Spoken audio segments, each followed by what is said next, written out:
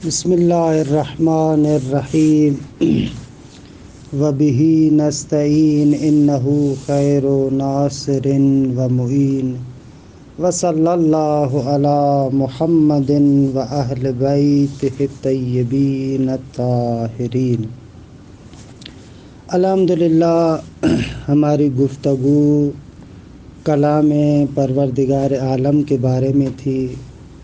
اس کے بارے میں پہلا مسئلہ یہ تھا کہ خدا متکلم ہے یعنی کیا، اس کی تفسیر کیا ہے، کہ 3 اقوال کو ذکر کیا۔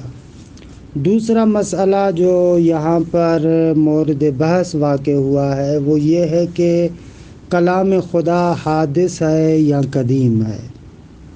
عرض کیا تھا کہ یہ مسئلہ خود دوسری صدی میں بہت ہی معرکۃ الآراء جھگڑوں میں سے تھا۔ ایک گروہ کے جو اہل حدیث کا گروہ تھا، ان لوگوں کا کہنا تھا کہ قرآن حادث نہیں ہے بلکہ قدیم ہے، کیونکہ کلام خدا قدیم ہے اور قرآن مجید خدا کا کلام ہے، لہٰذا وہ قدیم ہے۔ احمد بن حنبل اس نظریے کے بزرگان میں شمار ہوتے ہیں کہ وہ اس کو بہت زیادہ ترویج کرتے تھے، اور حتیٰ کہ اس نظریے کی خاطر اس نے بہت زیادہ صعوبتیں بھی دیکھی۔ یہ ایک نظریہ۔ ان کے مقابلے میں معتزلہ تھے کہ جن لوگوں کا ماننا تھا کہ نہ، قرآن مخلوق ہے، جب مخلوق ہے تو ظاہر سی بات ہے کہ وہ حادث ہے۔ یہ عام طور پر معتزلہ کا نظریہ تھا۔ تیسرا نظریہ اشاعرہ کا نظریہ ہے کہ وہ لوگ کہتے ہیں کہ کلام خدا کے بارے میں اور قرآن کے بارے میں تفصیل دینی چاہیے۔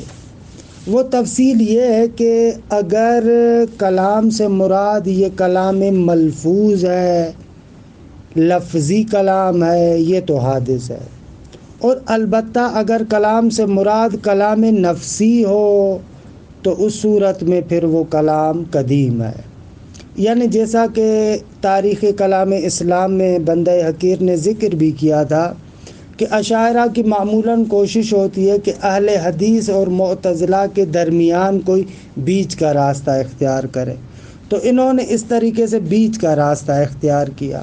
ایک طرف سے کہا یہ کہنا بھی درست ہے کہ کلام الہی قدیم ہے یعنی کلام نفسی، اور یہ کہنا بھی درست ہے کہ کلام الہی حادث ہے یعنی یہ جو ملفوظ ہے اور لفظی کلام ہے۔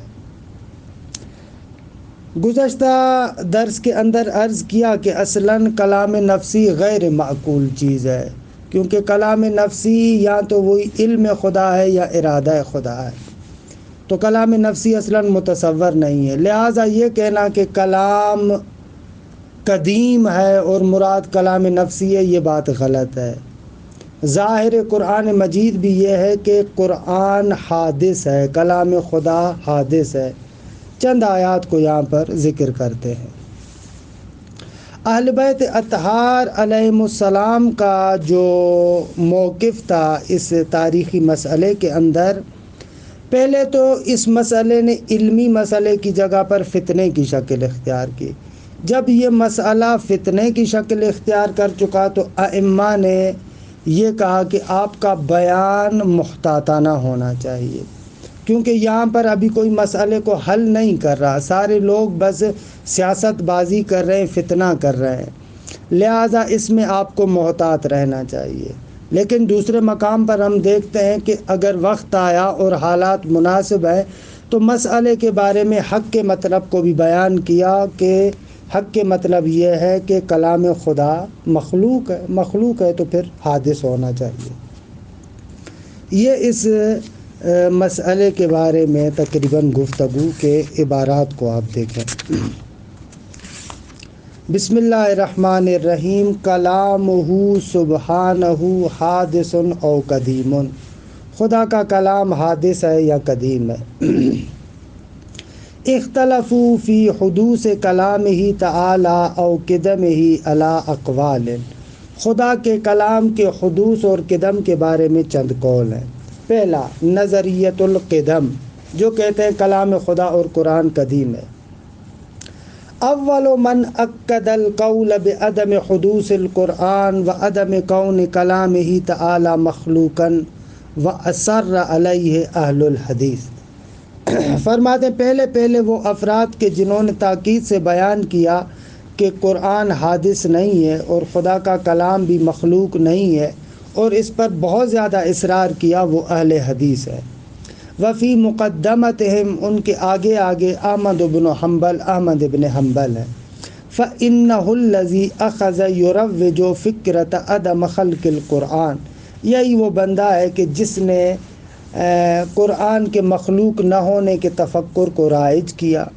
ویدافع عنہا بحماس، بہت تاکید کے ساتھ اس کی حمایت کرتا تھا۔ متحملا فی سبیلہا من المشاق، اس راہ میں بہت ساری مشقتوں کو اس نے تحمل بھی کیا۔ ما ہوا مستور فی زبر التاریخ، تاریخ کی کتابوں میں یہ چیزیں لکھی ہوئی ہے۔ وإلیک النص نظریتہ فی ھذہ المسئلہ، آپ کے سامنے اس کے اس نظریے کی عین عبارت یہ ہے۔ والقرآن کلام اللہ لیس بمخلوق، احمد بن حنبل کہتے ہیں قرآن کلام الہی ہے اور مخلوق نہیں ہے۔ فمن زعم ان القرآن مخلوق فہو جہنمی کافر، جو بندہ کہے گا کہ قرآن مخلوق ہے وہ جہنمی ہے اور کافر ہے۔ جہمی کی جگہ پر ہے جہنمی۔ ومن زعم ان القرآن کلام اللہ عز وجل ووقف ولم یقل مخلوق ولا غیر مخلوق، فرماتے ہیں کہ وہ بندہ جو گمان کرتا ہے کہ اللہ کا کلام قرآن اللہ کا کلام ہے اور توقف کرے، نہ یہ کہے کہ مخلوق ہے اور نہ یہ کہے کہ غیر مخلوق ہے، فہو اخبث من الاول، یہ اس بندے سے بھی خبیث تر ہے کہ جو کہتا ہے کہ قرآن مخلوق ہے، یعنی بقول ان کے یہ بندہ منافق ہے۔ یہ احمد بن حنبل کا نظریہ۔ نظریۃ الحدوث، قرآن کے بارے میں حدوث کا نظریہ۔ قد تبنت المعتزلۃ القول بخلق القرآن وانبروا یدافعون عنہ بشتى الوسائل، فرماتے ہیں کہ معتزلہ نے اختیار کیا کہ قرآن مخلوق ہے اور مختلف طریقوں سے اس کا دفاع کرنا شروع کیا۔ وَلَمَّا كَانَتِ الْخِلَافَةُ الْعَبَّاسِيَّةُ فِي عَصْرِ الْمَأْمُونِ وَمَنْ بَعْدَهُ إِلَى زَمَنِ الْوَاثِقِ بِاللَّهِ، عباسی حکومت جو مأمون کے زمانے میں اور مأمون کے زمانے کے بعد واثق باللہ کے زمانے تک، تؤید حرکت الاعتزال وآراءها، یہ لوگ معتزلہ کے افکار اور نظریات کی تائید کرتے تھے۔ استعان المعتزلۃ من ھذا الغطاء، اور معتزلہ نے اس پردے سے خوب استفادہ کیا، یعنی یہ جو ڈھال ان کو ملی تھی مأمون اور رشید اور چند اور حکمرانوں کی، اس سے بڑا فائدہ لیا۔ وقاموا باختبار علماء الامصار الاسلامیۃ فی ھذہ المسئلہ، اس مسئلے کے اندر عالم اسلام کے مختلف ممالک کے علماء سے امتحان لینا شروع کیا۔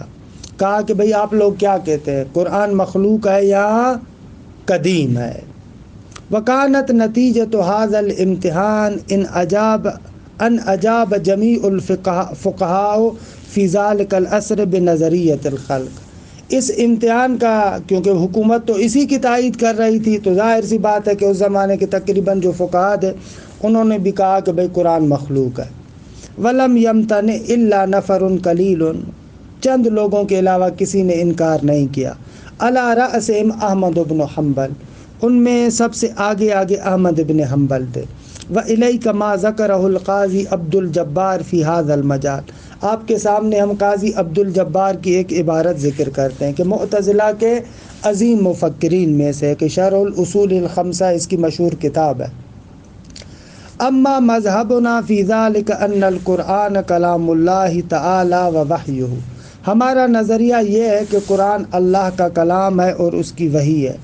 وَهُوَ مَخْلُوقٌ مُحْدَثٌ، یہ مخلوق ہے اور محدث ہے، حادث ہے۔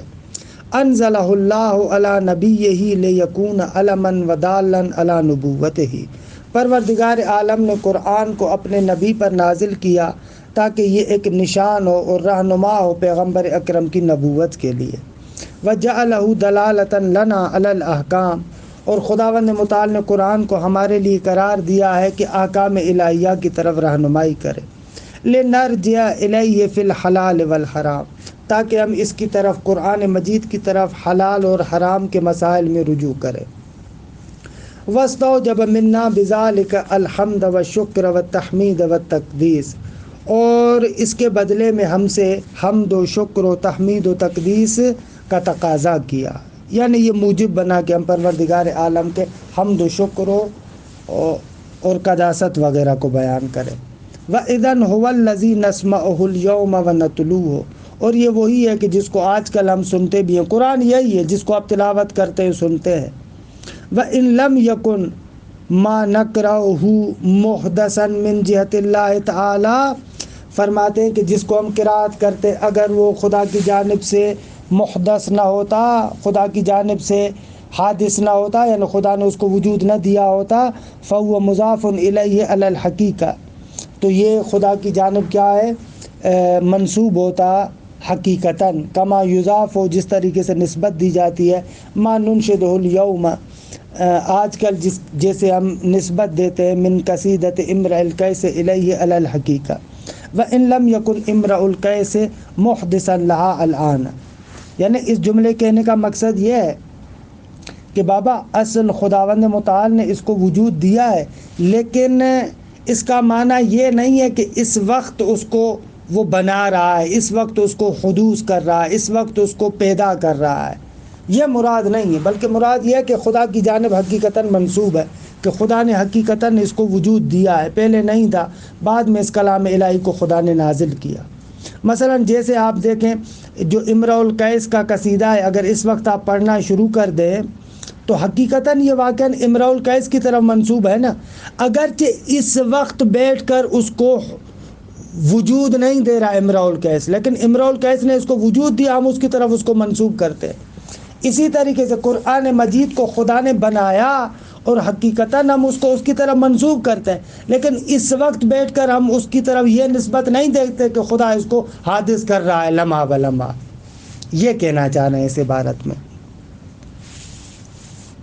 کہہ رہے وَإِن لَمْ يَكُنْ مَا نَقْرَأُهُ مُحْدَثًا مِنْ جِهَةِ اللَّهِ تَعَالَى، جس وقت ہم اس کو پڑھتے اس وقت خدا کی جانب سے حادث نہیں ہوتا، جس وقت ہم اس کو پڑھ رہے ہوتے اس وقت خدا کی جانب سے حادث نہیں ہوتا، فَهُوَ مُضَافٌ إِلَيْهِ عَلَى الْحَقِيقَةِ، لیکن حقیقتاً خدا کی طرف منسوب ہے، کما یضاف ما ننشدہ اليوم، جس طریقے سے ہم نسبت دیتے اس قصیدے کی کہ جس کو آج ہم پڑھتے ہیں، من قصید امرئ القیس، امرئ القیس کے قصائد میں سے ایک قصیدہ جو اس وقت ہم پڑھ رہے ہوتے ہیں، اس کو حقیقتاً امرؤ القیس کی طرف ہم نسبت دیتے ہیں۔ وَإِن لَمْ يَكُنْ امرؤ القیس محدثا لہا الآن، اگرچہ اس وقت امرؤ القیس اس کو حادث نہیں کر رہا، دقت کریں، یہ اس طریقے سے عبارت ہے۔ وَهَذِهِ النَّظَرِيَّةُ هِيَ الْمَقْبُولُ عِنْدَ الشِّيعَةِ الْإِمَامِيَّةِ، شیعہ یعنی حیدر کرار کے نزدیک بھی یہی نظریہ قابل قبول ہے۔ نظریۃ القدم والحدوث، اول من اعلنہ الشیخ الاشعری فی هذا المجال، بھائی حدوث اور قدم دونوں کی بات، پہلی مرتبہ اس نظریے کو شیخ ابوالحسن اشعری نے ظاہر کیا۔ اول ما اعلنہ، پہلی مرتبہ جس کو اشعری نے اس بارے میں کہا، هو القول بعدم کون القرآن مخلوقا، پہلی مرتبہ اس نے یوں کہا تھا کہ قرآن مخلوق نہیں ہے سو قال، کہ وہ اپنی کتاب میں کہتا ہے وَنَقُولُ إِنَّ الْقُرْآنَ كَلَامُ اللَّهِ غَيْرُ مَخْلُوقٍ، قرآن اللہ کا کلام ہے اور مخلوق نہیں ہے۔ وَإِنَّ مَنْ قَالَ بِخَلْقِ الْقُرْآنِ فَهُوَ كَافِرٌ، اور جو بندہ کہے گا قرآن مخلوق ہے وہ کافر ہے۔ پہلے ایسے کہا تھا وَلَكِنَّهُ رَأَى الْقَوْلَ بِأَنَّ قِدَمَ الْقُرْآنَ الْمَقْرُوءُ وَالْمَلْفُوظُ شَيْءٌ لَا يَقْبِلُهُ الْعَقْلُ السَّلِيمُ، لیکن جب اس نے دیکھا کہ بھائی یہ قرآن جو مقروء ہے، جس کی تلاوت ہوتی ہے، جو ملفوظ ہے، اب اس کو قدیم کہنا یہ تو عقل سلیم قبول نہیں کرتی، فجاء بنظریۃ جدیدۃ اصلا بها القول بعدم خلق القرآن، پھر کیا کیا، اس نے ایک نیا نظریہ ایجاد کیا کہ جس نظریے کے ذریعے سے اپنے اس قول کی کہ قرآن مخلوق نہیں ہے اس کی اصلاح کی۔ والتجا اور پناہ لی اس نے الی ان المراد من کلام اللہ تعالی لیس قرآن المقروء، اللہ کے کلام سے مراد یہ قرآن مقروء جس کی آپ تلاوت کرتے ہیں یہ تھوڑی ہے، بل الکلام النفسی، بلکہ کلام نفسی ہے۔ بس اس اعتبار سے اس نے ایک درمیانی راستہ اختیار کیا۔ یہ جو لفظی کلام ہے یہ تو حادث ہے، لیکن جو کلام نفسی ہے وہ کلام کیا ہے؟ قدیم ہے۔ اس طریقے سے اس نے زرنگی کر کے، چالاکی کر کے مسئلے کو حل کرنے کی کوشش کی، لیکن وَيَرُدُّهُ، اس کی یہ بات غلط ہے۔ کیوں؟ أَنَّهُ لَا دَلِيلَ مِنَ الْعَقْلِ وَالْوَحْيِ عَلَى الْكَلَامِ النَّفْسِ، نہ عقلی طریقے سے نہ نقلی طریقے سے کوئی بھی دلیل نہیں ہے کہ بابا کلام نفسی اصلاً کوئی چیز ہے، نہ، یہ صرف خیال ہے۔ دلالت القرآن علی حدوث کلامہ تعالی، قرآن مجید کہتا ہے کہ یہ کلام خدا حادث ہے۔ صرح القرآن الکریم علی حدوث کلامہ تعالی، قرآن صراحت کرتا ہے کہ کلام الہی حادث ہے، فی قولہ سبحانہ، اپنی اس آیہ کریمہ میں، ما یأتیہم من ذکر من ربہم محدث، اس محدث پر ہمارا شاہدی مثال ہے کہ نہیں آتا تھا ان کے پاس اپنے رب کی جانب سے ایک جدید ذکر، کہ ذکر سے مراد قرآن ہے، الا استمعوہ وہم یلعبون، اس کو سنتے تھے لیکن درحالی کہ وہ لعب و کھیل والی صورت میں، یعنی مذاق کر کے اس کو سنتے تھے۔ والمراد من الذکر هو القرآن نفسہ، بابا ذکر سے مراد خود قرآن ہے۔ دلیل یہ آیہ کریمہ، انا نحن نزلنا الذکر وانا لہ لحافظون، کہ ذکر سے مراد دیکھیں قرآن ہے، یا انہ لذکر لک ولقومک، یہ قرآن تمہارے لیے اور تمہاری قوم کے لیے ذکر ہے۔ تو بس پتہ چلا ذکر سے مراد قرآن ہے، اور قرآن خود کہتا ہے یہ ذکر محدث ہے، یعنی حادث ہے۔ والمراد من محدث هو الجدید، محدث سے مراد یہ جدید ہے، وہو وصف للذکر، اور یہ ذکر کی وصف ہے۔ ومعنی کونہ جدیدا، قرآن جدید ہے یعنی کیا؟ انہ اتاہم بعد الانجیل، یہ انجیل کے بعد آیا ہے، کما ان الانجیل جدید لانہ اتاہم بعد التورات، جیسے کہ انجیل بھی جدید ہے کیونکہ یہ تورات کے بعد آیا۔ وکذالک بعض صور القرآن وآیاتہ ذکر جدید اتاہم بعد بعض، جس طریقے سے بعض قرآنی صورتیں اور آیتیں ذکر جدید ہیں کیونکہ بعض صورتوں اور آیتوں کے بعد نازل ہوئی ہیں۔ موقف آل البیت، آل بیت اطہار کا موقف کیا ہے؟ ان تاریخ البعث وما جرى على الفریقین من المحان یشہد بأن التشدد فیہ لم یکن لإحقاق الحق وإزاحة الشکوک، فرماتے ہیں کہ اس بحث کی جو تاریخ ہے اور جو فریقین پر مشکلات گزری ہیں، یعنی جو قرآن کے حدوث کے قائل تھے، جو قدیم کے قائل تھے، ان سے پتہ چلتا ہے، وہ گواہ ہے اس بات کی کہ اس مسئلے کے اندر جو شدت تھی وہ احقاق حق کو ثابت کرنے اور شکوک کو زائل کرنے کی وجہ سے نہیں تھی، بل استغلت کل طائفۃ تلک المسألۃ للتنکیل بخصومہا، بلکہ ہر گروہ نے اس مسئلے کو بہانہ بنایا ہوا تھا تاکہ اپنے دشمن کو ذلیل و رسوا کرے۔ فلأجل ذلك ان ائمۃ اہل البیت علیہم السلام منعوا اصحابهم من الخوض فی تلک المسئلہ، اسی لیے اہل بیت اطہار نے اپنے اصحاب کو منع کیا تھا کہ اس مسئلے میں غور و خوض کرنے کی ضرورت نہیں ہے۔ فقد سأل ریان بن سلط الامام الرضا علیہ السلام وقال له ما تقول فی القرآن، ریان نے امام رضا سے کہا کہ آپ کا قرآن کے بارے میں کیا نظریہ ہے؟ فقال کلام اللہ لا تتجاوزوہ، یہ اللہ کا کلام ہے، اس سے زیادہ تجاوز نہ کرو، ولا تطلب الہدی فی غیرہ، قرآن کے علاوہ کسی اور چیز میں ہدایت کو طلب نہ کرو، فتضلوا، گمراہ ہو جاؤ گے۔ نرا ان الامام یبتعد عن الخوض فی هذه المسئلہ، دیکھیں امام علیہ السلام اس مسئلے میں اس طریقے سے غور نہیں کرتے، اس طریقے سے واضح اور شفاف طریقے سے، اس طریقے سے نہیں یہاں پر جواب دے رہے، لما رعا من ان الخوض فیہا لیس لصالح الاسلام، کیونکہ امام علیہ السلام نے دیکھا کہ یہ امت کی مصلحت میں نہیں ہے، وان الاکتفاء بانہ کلام اللہ احسم لمادۃ الخلاف، یہی کہا کہ اللہ کا کلام حقیقت میں فساد کی جڑ کو کاٹ دی، الحمدللہ. وَلَكِنَّهُمْ عندما احسوا بسلامت الموقف، جب انہوں نے دیکھا کہ نہ بابا موقف کو اچھے طریقے سے بیان کیا جا سکتا ہے، ادلوا برأیہم فی الموضوع، تو اس موضوع کے بارے میں اپنے نظریے کی جانب بھی اشارہ کیا. وَصَرَّحُوا بِأَنَّ الْخَالِقَ هُوَ اللَّهُ سُبْحَانَهُ وَغَيْرُهُ مَخْلُوقٌ، خالق فقط خدا ہے اور خدا کے علاوہ جو بھی ہے وہ مخلوق خدا ہے. وَالْقُرْآنُ لَيْسَ نَفْسَهُ سُبْحَانَهُ، قرآن تو عین خدا نہیں ہے. وَإِلَّا يَلْزَمُ اتِّحَادُ الْمُنزِلِ وَالْمُنزَلِ، وگرنہ لازم آئے گا کہ انزال کرنے والا جو اللہ ہے، جو نازل ہو رہا ہے قرآن، دونوں ایک ہو. فَيَكُونُ لَا مُحَالَةَ مَخْلُوقًا، بس جب یہ قرآن عین خدا نہیں ہے اور خالق فقط خدا ہے، باقی سب مخلوق ہے، تو نتیجہ نکلے گا قرآن بھی مخلوق ہے. فقط روا محمد بن عیسیٰ بن عبید الیقطینی، محمد بن عیسیٰ بن عبید یقطینی روایت کرتے ہیں کہ انہو کتب علی بن محمد بن علی بن موسیٰ الرضا الی بعض شیعته ببغداد، علی بن محمد بن علی بن موسیٰ الرضا نے کیا کیا، اپنے بعض شیعوں کی طرف یہ خط لکھا. وَلَيْسَ الْخَالِقُ إِلَّا اللَّهُ عَزَّ وَجَلَّ وَمَا سِوَاهُ مَخْلُوقٌ، خالق کوئی بھی نہیں ہے مگر کون؟ خدا کے علاوہ. یہ امام ہادی علیہ السلام سے روایت ہے کہ مولا فرماتے خالق فقط اور فقط خدا ہے، وَمَا سِوَاهُ مَخْلُوقٌ، اس کے علاوہ جو بھی ہے وہ مخلوق ہے. وَالْقُرْآنُ كَلَامُ اللَّهِ، قرآن اللہ کا کلام ہے. لَا تَجْعَل لَّهُ اسْمًا مِّنْ عِندِكَ فَتَكُونَ مِنَ الضَّالِّينَ، اپنی جانب سے اس کا کوئی نام نہ رکھو وگرنہ گمراہوں میں سے ہو جاؤ گے. یعنی آؤ کہو قدیم ہے، کلام نفسی ہے، نہ، اس کی ضرورت نہیں. تکملتن، ایک نقطہ تکملے میں خدا کی صفت صدق کے بارے میں کہ خدا سچا ہے. خود دی کہ حسن کو بے عقلی کی بنا پر خدا کی صداقت کو ثابت کرنا بالکل آسان ہے، کیونکہ کذب قبیح ہے، لہذا خداوند متعال اس قبیح سے منزہ ہے.